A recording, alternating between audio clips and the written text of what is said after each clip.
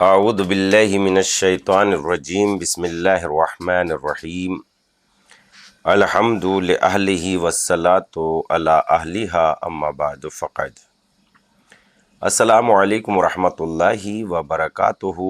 آؤ کتاب پڑھیں۔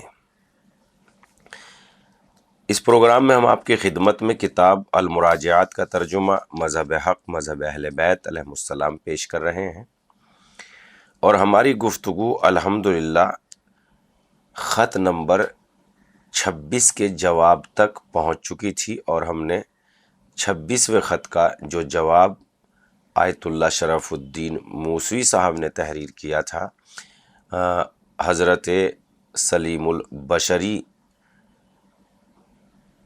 کے جواب میں، وہ ہم آپ کی خدمت میں پیج نمبر 320 تک کی گفتگو پہنچا چکے تھے۔ گفتگو کے سلسلے کو جاری و ساری رکھنا ہے انشاءاللہ، اور گفتگو ہماری شروع ہوتی ہے پیج نمبر 321 سے۔ مکتوب نمبر 27، حدیث غدیر کی بابت استفسار۔ آپ نے بارہا حدیث غدیر کا ذکر کیا۔ اگر حدیث غدیر بطریق اہل سنت مروی ہو تو تحریر فرمائیے، ہم بھی ذرا غور کریں۔ 27ویں خط میں ان کا یہ سوال یا انداز میں گفتگو تحریر ہو کے آتی ہے۔ جواب نمبر 27 یعنی 27ویں خط کا جواب۔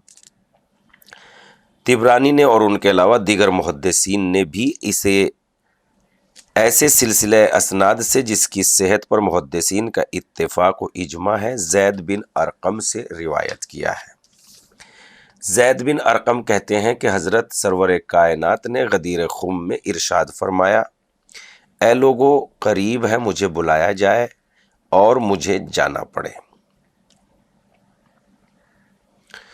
مجھ سے بھی سوال ہوگا اور تم سے بھی پوچھا جائے گا، تم بتاؤ تو تم لوگ کیا کہنے والے ہو؟ سارے مجمع نے کہا، ہم گواہی دیتے ہیں کہ آپ نے پوری تبلیغ فرمائی اور ہمیں راہ راست پر لانے کے لیے بے حد جد و جہد کی، ہماری خیر خواہی میں کوئی کسر نہ اٹھا رکھی۔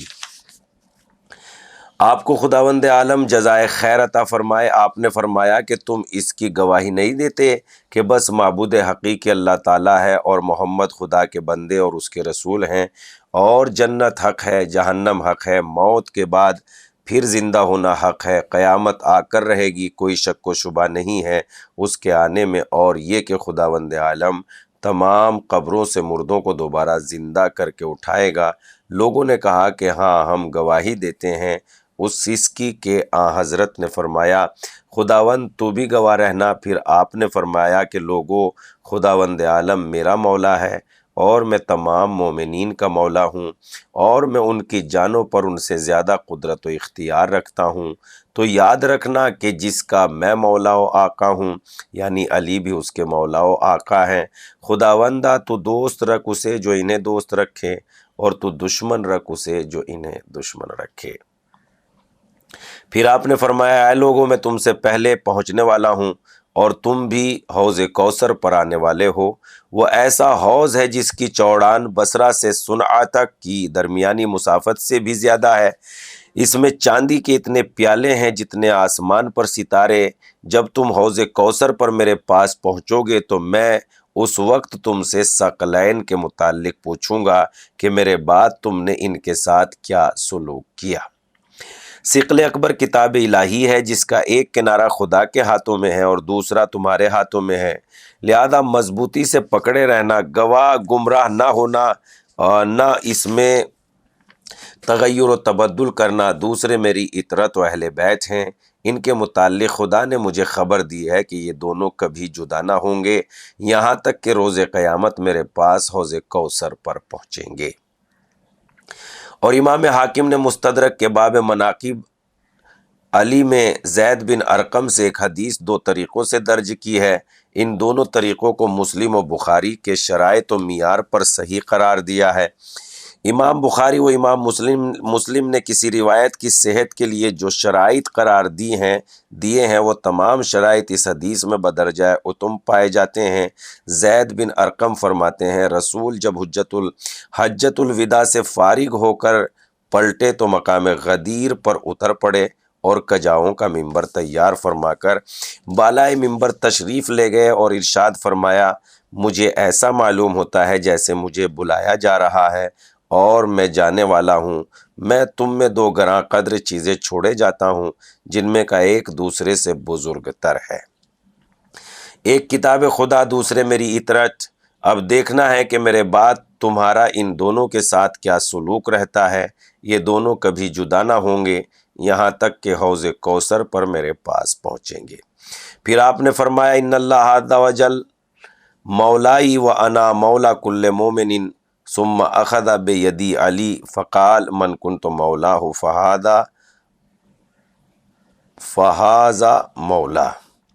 خداوند عالم میرا مولا ہے اور میں ہر مومن کا مولا ہوں۔ پھر حضرت نے علی کا ہاتھ پکڑ کر ارشاد فرمایا جس کا میں مولا ہوں اس کے یہ مولا ہیں۔ خدا تو دوست رکھ اس کو جو ان کو دوست رکھے اور دشمن رکھ اس کو جو ان کو دشمن رکھے۔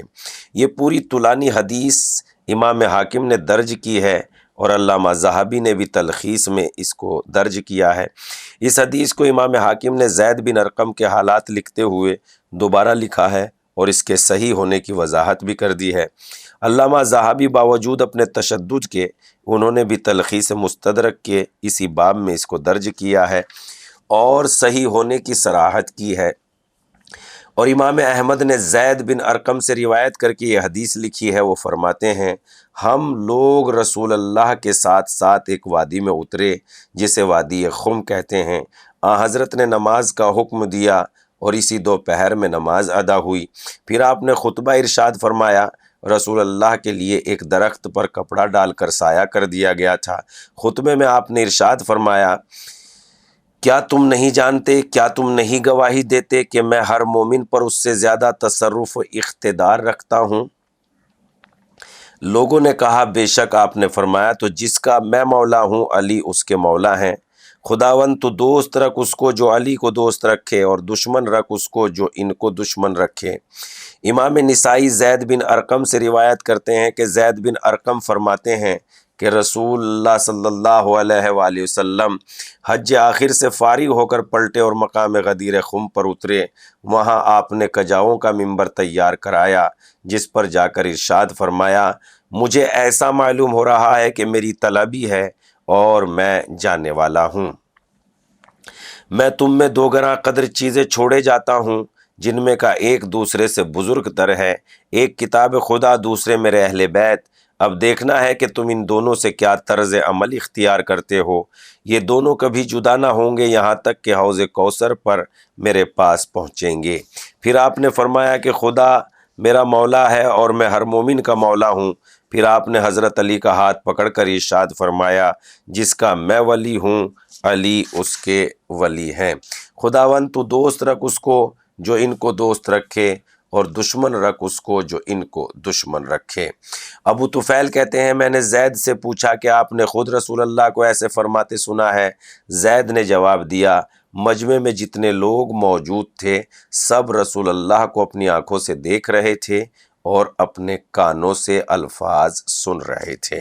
گفتگو پیج نمبر 321 سے شروع ہو کر 330 تک پہنچ گئی ہے، یعنی تقریباً 10 پیج آپ کی خدمت میں پہنچ چکے ہیں، اور ہمارا مقصد بھی یہ ہے کہ مختصر انداز سے گفتگو کو تھوڑا تھوڑا آپ کی خدمت میں پیش کیا جائے تاکہ دل و دماغ میں نورانی کیفیت پیدا ہو جائے اور ان نورانی الفاظ کے ذریعے سے ہمارا دل و دماغ معطر ہو جائے اور ہم خداوند عالم کی بارگاہ میں یقیناً اچھے اعمال و کردار کے ساتھ اور ولایت علی علیہ الصلاۃ والسلام کے ساتھ پہنچے۔